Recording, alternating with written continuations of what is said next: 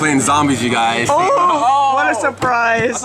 This is Trey Massengale, a Yu-Gi-Oh! Champion who was moments away from being disqualified and banned from a 1,200-man tournament. Not for lying, not for cheating, and certainly not for crime. Instead, Trey was disqualified for the most unexpected reason. In fact, some would say that he was disqualified for following the rules. You see, despite being a children's card game, Yu-Gi-Oh! At the competitive level is full of intricacies, stakes, and rules. After all, winning a championship comes with infinite glory and thousands of dollars in monetary value for prizing. So naturally, the judges do their best to ensure that gameplay is conducted in a fair environment.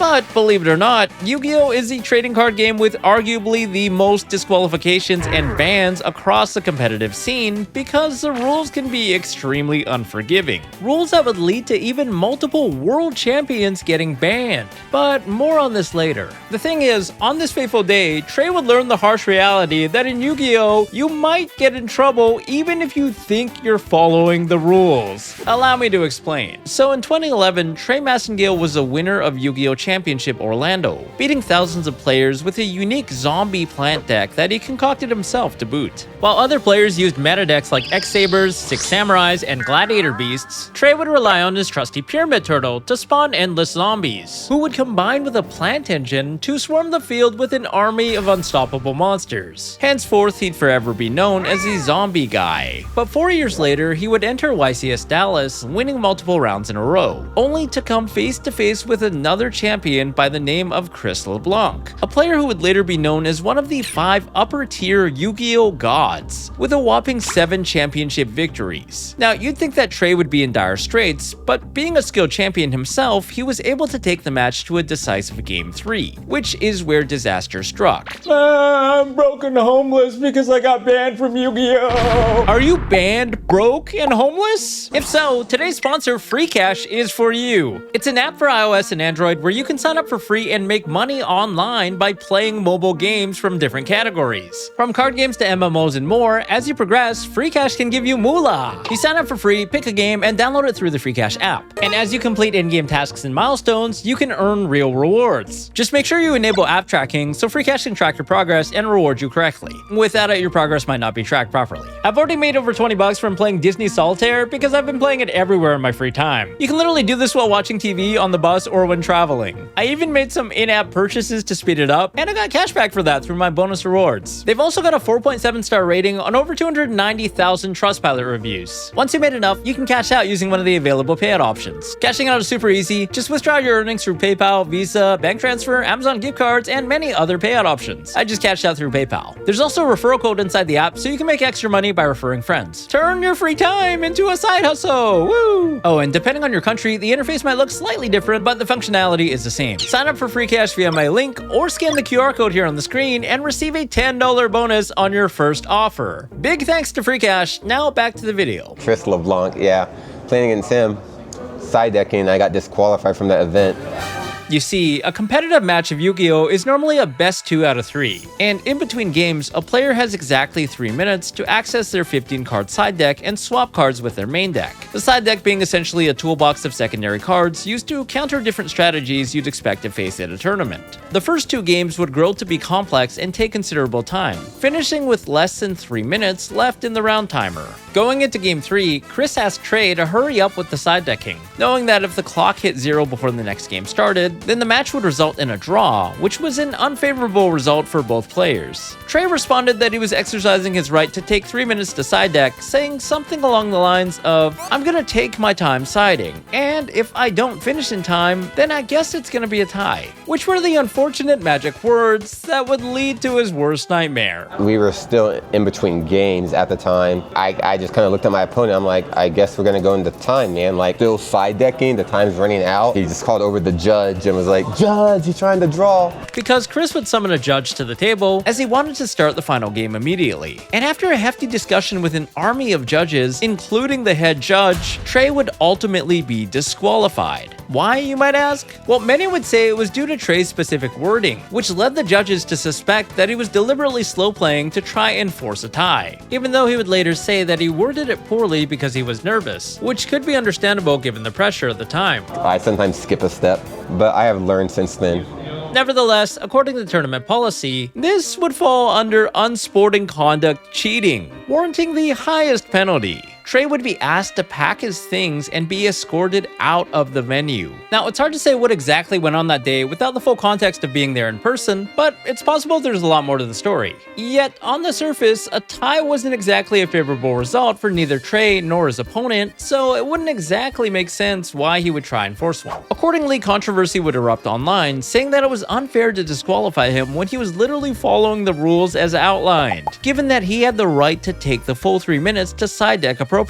Many would corroborate that Trey was an extremely nice guy and a valuable community member, even writing strategy articles to help other players. The general consensus was that he worded things poorly, which the judges interpreted as intent. But for a significant chunk of the community, it seemed to be more of a gray area when it came to the rules. But others would say that he stalled deliberately and the punishment was warranted. There were arguments on both sides. Regardless, a disqualification was only the beginning, because in Yu-Gi-Oh!, a DQ is almost always followed by a suspension from the game. Which is exactly what happened, for a few weeks later, Trey would receive notice that he was banned from competitive play for 1 full year. This would cause so much controversy that the tournament policy would later be updated for clarity, with the side deck section specifying that a player cannot deliberately take up the full 3 minutes for the purpose of burning time. Happy that they eventually unbanned me. I want to obey the rules and I want to play a fair game of Yu-Gi-Oh! The good news is that Trey would eventually get unbanned and continues to play Yu-Gi-Oh! To this day. A pretty shocking story nonetheless, but perhaps not as surprising as what happened to 3-time national champion Andreas Torres, who didn't have the luxury of being disqualified. Instead, this player woke up one day to find himself suddenly banned out of nowhere. And never mind the community, but not even he himself knew why he got banned.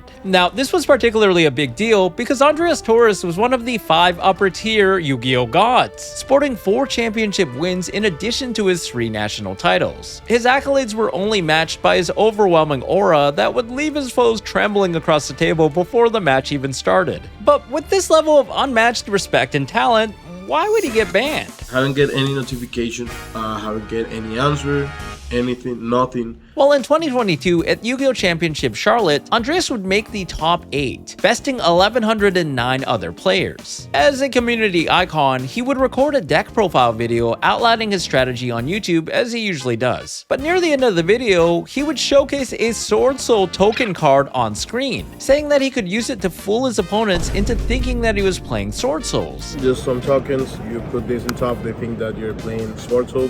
Which was a synchro-reliant control strategy that spawned tokens to create a board. In the game of Yu-Gi-Oh!, token cards are generated by other cards, and normally they're placed face up outside of the actual game and only used for this specific purpose. But in reality, Andreas was not playing Sword Soul. Instead, he had utilized a combo-based fusion strategy called Despia. This would give him a minute advantage in the case that the opponent went first and saw his Sword Soul token, and potentially influence them to set up their combo without considering that Andreas was playing a fusion deck. So they might play their cards in a way that counters the synchro strategy instead, only to be caught completely off guard when it was Andreas' turn, thereby giving him a slight upper hand. Yet, according to the tournament organizers, this was against policy as it fell under unsporting conduct cheating for misleading his opponents. You see, this was a section that was previously added after the infamous Jin Gate incident with Patrick Hoban, another pro player who had deceived his opponents with a similar tactic that caused outrage throughout the community, by making them think that he was playing in a certain way but doing the complete opposite. Evidently, the game makers were monitoring social media and YouTube because they would catch wind of this in Torres' video, probably sending him a one-way ticket to the Shadow Realm for 1 entire year. Also, if you're enjoying this video, don't forget to hit that subscribe button. There's no reason for me to get banned.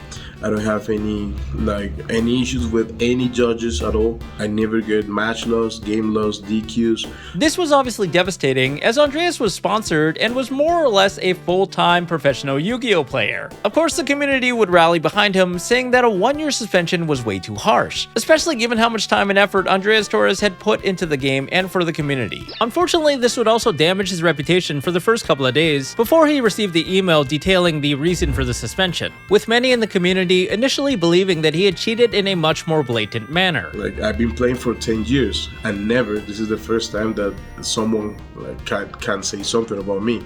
Regardless, Taurus would be forced to serve his full 1 year. But this would not stop the man, for he would immediately adapt his natural card talent and pivot to the Pokemon trading card game, qualifying for the World Championship in his first year and cashing out over $6,500 in prizing. He would also dabble in other card games like Magic the Gathering and find similar success. But at the end of the day, he still had the most love for his original game at heart. And after a year had passed, Andreas would return to Yu-Gi-Oh! And continue his reign of dominance, finishing in the top cut of 11 Premier Championships to date. And even today, his success continues, as he's slated to represent Colombia at the Yu-Gi-Oh! World Championship in 2026, the most prestigious tournament with an exclusive prize card that can sell for over $100,000. Speaking of which, not even the Yu-Gi-Oh! World Champion is subject to special treatment, for the next victim of the game's cutthroat policy is none other than Paulie Aronson, the first ever Yu-Gi-Oh! World Champion from the United States, who was banned for a logistical error. So we've established just how merciless competitive Yu-Gi-Oh! Rules can be, but these rules extend beyond the playing field, and in this case would happen before the tournament even started.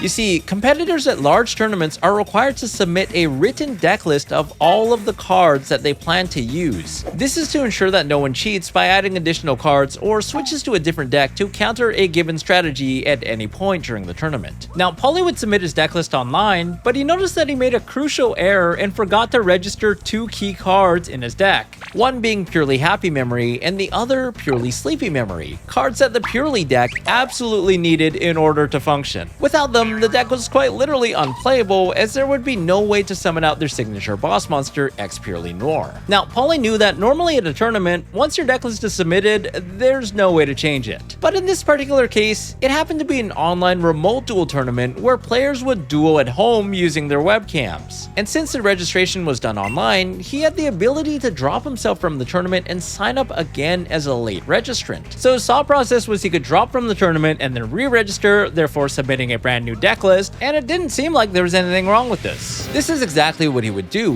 not knowing that it was explicitly against policy and was specifically outlined as such in the policy documents. Though a staff member would even warn him that they didn't think he could re-register, Paulie interpreted this as the system would not allow him to do so, and not because it was against the rules. Surprisingly, the system didn't block him from doing so. So he went through the late registration, thinking that his only penalty would be a round 1 loss, which was better than losing the tournament because his deck was otherwise unplayable. So everything was going according as planned, and he would play a couple of rounds with the newly submitted deck list, only to be met with an unpleasant shock after someone finally found out. Midway throughout the tournament, a judge sent him a message and informed him that he would be immediately disqualified due to unsporting conduct, all because he didn't know any better and wanted to correct a deck list mistake that would have ended his tournament before it even started. This caught many by surprise, though the community would be highly sympathetic to Paulie and gave him props for being honest and transparent about the situation, taking full responsibility for the policy violation and blaming himself instead of the tournament organizers. All in all, it was pretty unlucky considering the dominoes just happened to fall in place. I mean, the system let him register even though it was against policy. Though, in its defense, this was certainly a rare edge case that the tournament organizers probably did not account for. Paulie had a reputation for being one of the most considerate and delightful world champions, so naturally his fan base would rally behind him. I want to